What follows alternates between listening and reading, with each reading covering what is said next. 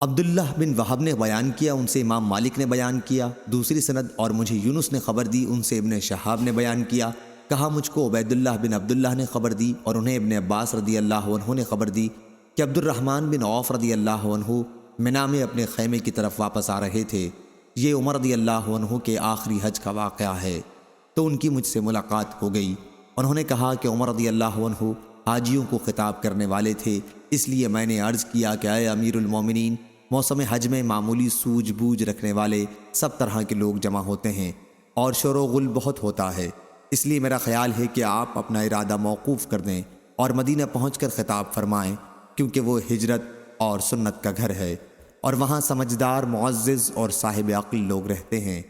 اس پر عمر رضی اللہ عنہ نے کہا کہ تم ٹھیک کہتے ہو، مدینہ پہنچتے ہی سب سے پہلی فرصت میں لوگوں کو خطاب کرنے کے لیے ضرور کھڑا ہوں گا۔ صحیح بخاری حدیث نمبر 3928۔